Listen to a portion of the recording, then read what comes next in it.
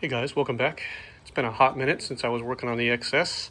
I got sidetracked fixing up my truck. If you saw any of the head gasket series on that, that was a beast. But a little teaser actually, because I got the headers on there now, I really wanted to kind of show off the exhaust, so I fabbed up something kind of special. I did something similar to this a couple of years ago, but it actually fell apart because I didn't weld it. But I got a side exit pipe here that I'm really pleased about. It's a 2.5 inch like this. So essentially running the shorty headers here into the factory cats, factory down pipes as well, and then factory cats, and then straight piping it back. And then you got this little kind of side exit that I think is really cool. I painted it with some high temp engine enamel. So yeah, it sounds really dope too. So I'm gonna do a separate video on that, but I was really pleased with that because I don't fab up a lot of exhaust myself, but I thought that was pretty good. Anyway, back to the XS. So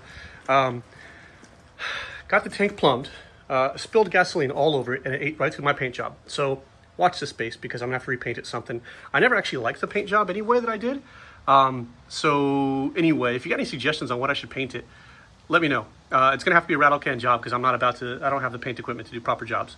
But anyway, got it all plumbed, nothing leaked. It was brilliant. I even used permanent clamps here, the kind that you have to pinch shut like this. And then I found out, in fact, it wasn't ready to run. I went to run it and nothing happened. It's got excellent compression. So it's got compression. I dropped in some new NGKs, so original equipment NGK spark plugs. I got 4 new ones, already put them in there. Those look good, getting excellent spark. I checked all 4 of them. Excellent spark, like so. Oil's pumping pretty well. There's no question about that. I did find an issue, so I had a much smaller battery. Where did it go? There it is there on the ground, right there. I had a little micro battery. Couldn't get the engine to turn hard, and the reason why is it just didn't have the cold cranking amps that this one does. For an 1100 like this, especially an older bike, they say it needs at least 250 cold cranking amps to get the engine to turn over at the speed it needs to. The battery I had over there, the little one, I think it had a total of 75. I mean, it was for scooters and stuff like that. So I got a bigger one. This one's got 330. This one's got the juice to get the job done. Ignore the wiring, by the way, because I'm in the process of tucking it, so don't sweat that, right? So I'm thinking, okay, it's got spark, it's got compression, I think it's got fuel, right? So I had a look at it. I pulled the carbs back off. Here's the carbs. So in sequence, right? So let's call it 1, 2, 3, 4, left to right on the front of the bike. I checked the bowls underneath, the fill bowls at the bottom, right? This one actually was so full it was leaking out the breathers. So the float, I think, is stuck. And so it's okay because I actually have a replacement kit. I can just pop the bottom off and put a new float bowl on. This one wasn't getting very much, but I also think that's because this one was taking all of it. These two were completely dry. So what I believe is happening here is I think the T junction here, where the gas actually goes into either one, I think that's got a clog in it. So I'm gonna have to clean that out. I'll use some acetone and ATF and mix it together and clean that out real well like that. But I think that's why I actually just cut them. So anyway, I think that's why those aren't getting anything, because I checked both fill bowls and they were empty, even after I turned the gas on to them. So completely empty, kind of empty, overflowing. So replacing the float here, gonna make sure there's no clogs in this T-junction here. This one I think is perfectly fine, but I'll double check. And then this one and this one I believe are perfectly fine, but this is clogged, needs to be addressed.